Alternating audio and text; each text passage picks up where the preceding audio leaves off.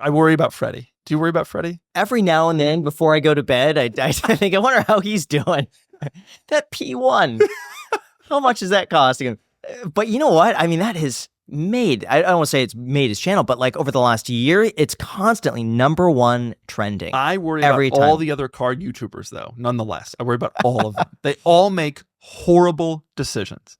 You need to go visit all of them and teach them how to do things correctly. But you know what? Ed Bolian, I have to say, is so meticulous about it. Ed's better. Hoovy genuinely loves everything he's doing and would be doing it regardless. So like he's the exception. But it's nuts. But at least he's making money, right? Like he calls me in the spring every year and he's like, the taxes are going to be due next month. I gotta sell some cars. Like that's the level he's operating at. This happens every year. I'm not screwing with you.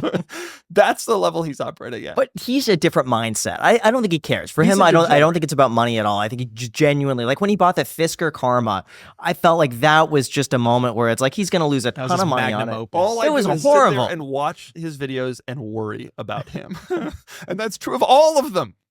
But yeah, Tavarish, I think the P1 is he's spending so much money on it, but he's making it back, at least on the videos. They do. To his credit, they do. His channel does great, but like, and then I just am scared about all. Who are you most worried about?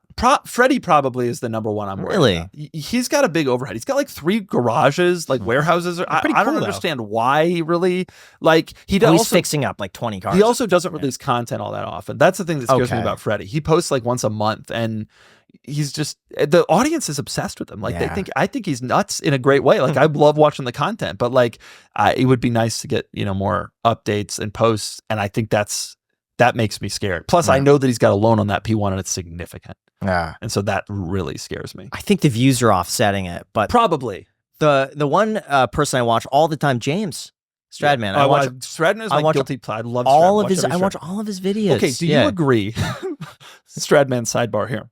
Do you agree that his house isn't even done? Like you watched the video where he went through his house. So we visited him and we saw his house. The gorgeous house, but needs the backyard, needs the basement. The basement's like just like it's a lot of money. It's tough either way because if he finishes it, I don't think he's going to get back dollar to dollar what he spent. Absolutely not. But if he sells it unfinished, it makes the market so much smaller for whoever's willing to buy that house with an unfinished basement to spend more money. This is the problem that I think a lot of these people run into is that they end up buying these they get young people get money and they're like, oh, I want a palace with a moat, like a lazy river that goes around the whole thing. And they do all these things and realize those places are expensive to keep going.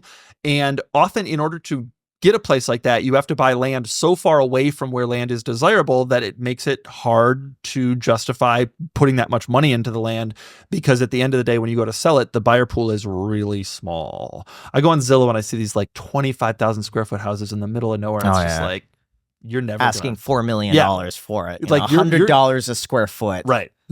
And it's like your buyer pool is limited, and even at 4 million, like this is going to sell for 1.6 in 7 years. When you come to terms mentally with the fact that it's only worth 1.6, it was tough with him because I remember talking to him before he was building the house, and his mindset at the time was, I just want like a 20-car garage, but I can't just build that because they won't permit it. So I have to build the house for resale value so that I have a structure that a family or someone else would want to buy. The thinking I thought was correct, but it's just it's snowballed a little. I have this severe belief, maybe militant, that you should live somewhere where your land is more valuable than the improvements you make to it. Like it's a very California thing to say. Yeah, it is, or dense area to say, right? Like that's also true in nice neighborhoods in a lot of cities. Like I only ever buy old homes that are in kind of historic type neighborhoods that are very established long term, and I worry about the deep suburban living and massive house that is unsellable in the future kind of situation. I'm going to ask you a question. Do you think he should sell the Koenigsegg? Absolutely. I would have sold that Koenigsegg. I'm not a Koenigsegg fan. I don't find them that cool. I don't find them that interesting. It's his dream car. Although we are about the same age, he is a different generation than me. Like he's into the Koenigsegg Pagani stuff, and I'm into the Countach 4GT stuff, like the manual older. And now he's a Countach also, and he had a 4GT, but he's clearly more into the more modern kind of crazy stuff. I don't care about Koenigsegg's. Like, and by the way, everyone I know who has a Koenigsegg has problems. Everyone I know who What has are a the Koenigsegg. problems? the problems are that the car is hand built by the company that designs and builds every little part themselves. And so stuff breaks. And when stuff breaks, you can't go to the Koenigsegg dealer because there isn't one. Yeah. And even if there was, which in some cities there are, there's no like parts supply. Like they built all these things themselves. So like a little thing breaks and it's like a Ford dealer, you go to the Ford dealer, they get you a power mirror switch, and a Koenigsegg, that's like a bespoke part that they made a limited run of 19 years ago. Yeah. That's hard. So who's buying Koenigsegg's? Who's buying Koenigsegg's and why? It's crazy. I don't understand it. I truly don't understand it. How is it different from Pagani? Same kind of thing. But I feel like I don't hear complaints from Pagani owners. Paganis use like, a powertrain that is sourced by Mercedes-Benz, right? Okay. So at least that component of the car, which is a pretty significant component of the car, is taken care of, right? That component of the car is you're going to be able to find parts. In fact, that engine is still in production. So that's easier.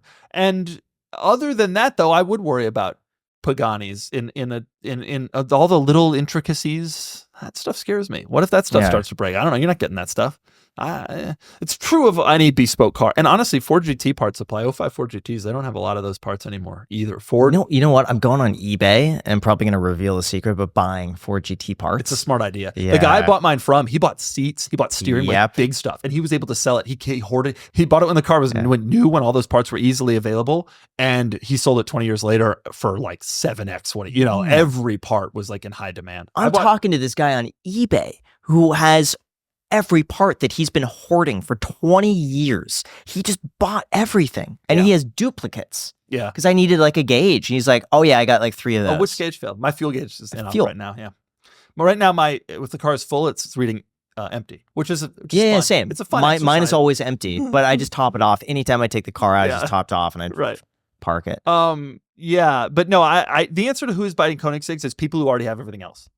That's like, oh, I got a Bugatti and I got a bunch of Lambos and a bunch of Ferraris and a bunch of Porsches. Like, I want to go to the next level, and that's Koenigsegg. And the cool thing about Koenigsegg, to give them credit, and Pagani, is that like you can shake the hand of the guy. Yes. Like Ferrari's a company now. Bugatti's a company. Like those guys are dead, right? Koenigsegg, you can literally meet the dude. It'd be like meeting Enzo in period. And so there's something special about like joining the Koenigsegg club. I just don't, it doesn't do anything for me. What's going on with people leasing these cars these days? Is like a lease to own. Yeah, because I guess if you're doing it for your channel and you own the biz, you can write off a significant amount of it or something.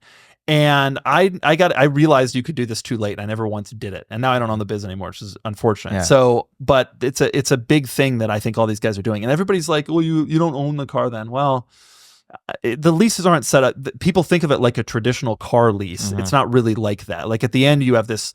A lot of it has gone into equity. The car's not depreciating really. You could re-up the lease. People lease these cars sometimes 2 or 3 or 4 times. Oh, wow. Yeah. But the drawback is these massive payments. I mean, so Stradman's making like $20,000 payments or whatever it is in this Koenigsegg. 30. That's not out of the norm, by the way, in that segment of the market. A lot of guys do that. Yeah. Oh, Steve Hamilton.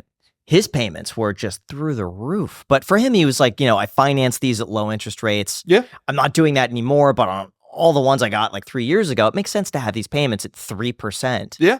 Even though they're high. Think about what the cash, right? Like he would have lost out if he had put all that cash into those cards at the time, probably. Yeah. So it was the right call. It's an astronomical number to see, right, in your bank account coming out every month. Right. I'm sure of the 30, I think he said his payment was like $33,000 a month. I'm sure of that, probably 31 goes towards equity. Probably. My guess. And then his balloon payment at the very end really is going to be a small amount. Right? Like at the end of the day, it's going towards the car that he owns, which is fine. But like, damn.